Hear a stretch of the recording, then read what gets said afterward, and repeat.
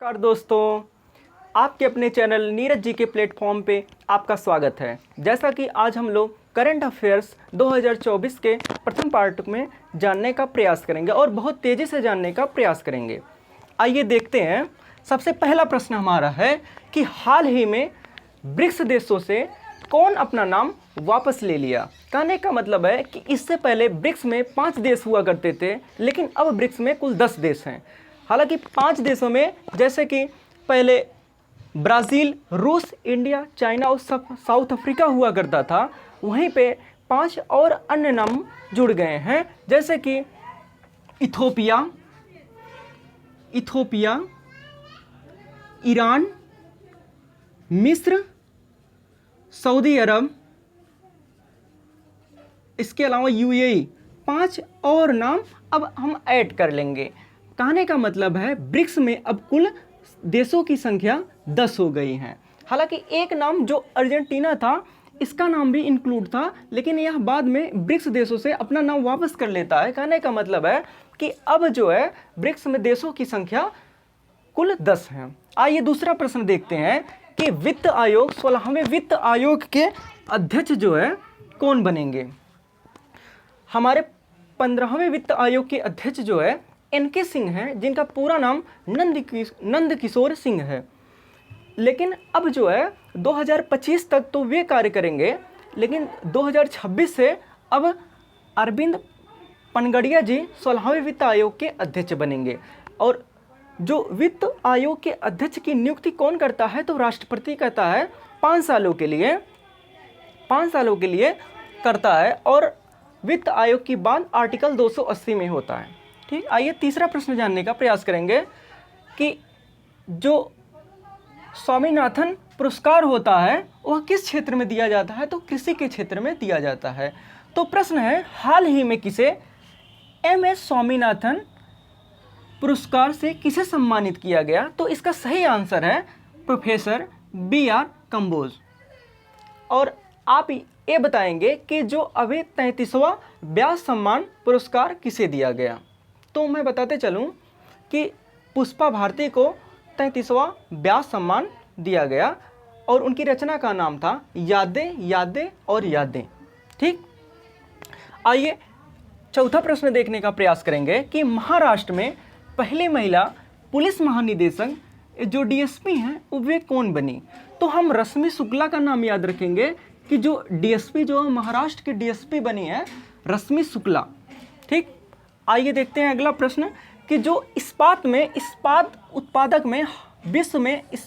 उत्पादक में कौन देश दूसरे स्थान पे बना है। तो अपना भारत जो है अब इस्पात उत्पादक में दूसरा स्थान बन गया है। ठीक, और हाल ही में नए प्रश्न देखेंगे। हाल ही में डेजर्ट साइक्लोन 2024 सैन्य अभ्यास किन किन देशों के बीच हुआ। हाल ही में डेजर्ट साइक्लोन 2024 सैन्य अभ्यास किन देशों के बीच हुए, तो अपने भारत और UAE के बीच हुआ था। ठीक, और नेक्स्ट प्रश्न देखेंगे कि पहला ऑल गर्ल्स सैनिक स्कूल का उद्घाटन कहाँ किया गया। तो उत्तर प्रदेश के वृंदावन में पहला ऑल गर्ल्स सैनिक स्कूल खोला गया। ये भी आप याद रखेंगे कि है। और नया प्रश्न है, नेक्स्ट प्रश्न है 7वें नंबर का प्रश्न है कि हेनले पासपोर्ट में भारत का स्थान किस नंबर का है। तो भारत इस समय जो है हेनले पासपोर्ट में 80वें नंबर पे है, और पहले नंबर पे कौन है, फर्स्ट नंबर पर सिंगापुर है। सिंगापुर जो हेनले पासपोर्ट में प्रथम स्थान पे है। और बीच गेम्स 2024 में प्रथम स्थान पर कौन राज्य रहा है। तो यह महाराष्ट्र जो है प्रथम स्थान पर रहा है, इन्होंने प्रथम स्थान पाया है, और यह दीव में आयोजित किया गया था। इसके अलावा आप बताएंगे कि जो गोवा में कौन फेस्टिवल आयोजित होता है। गोवा में कौन फेस्टिवल आयोजित होता है, तो बताता चलूं कि सिग्मो फेस्टिवल, पर्पल, ये याद रखेंगे, ये इंपॉर्टेंट बन सकता है। पर्पल महोत्सव गोवा में मनाया जाता है। और इसके अलावा एक नेशनल पार्क है महावीर नेशनल पार्क, इसका भी आप नाम याद रखेंगे। तो आइए देखते हैं नया प्रश्न। हाल ही में किस राज्य में सामूहिक नमस्कार का गिनीज वर्ल्ड रिकॉर्ड बनाया गया? तो इसका सही आंसर है गुजरात। और अगला प्रश्न, सीआरपीएफ के नए महानिदेशक कौन नियुक्त हुए? तो इसका सही आंसर है अनीस दयाल सिंह। और नया प्रश्न देखेंगे कि भारत पार्क किस देश में आयोजित होगा? भारत पार्क जो है यूएई में आयोजित होगा। ठीक। और अगला प्रश्न, इंदिरा रसोई का नाम बदलकर क्या रखा जाएगा? इंदिरा रसोई का नाम बदलकर अब क्या रखा जाएगा? श्री अन्नपूर्णा रसोई अब इसका नाम रखा जाएगा।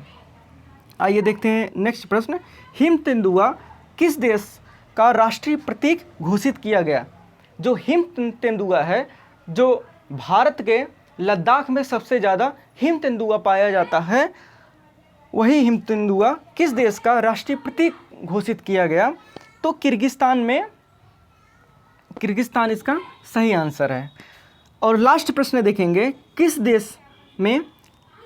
देश लक्षद्वीप में अलावड़ीय कार्यक्रम शुरू किया जाएगा? तो इसका सही आंसर है इजराइल।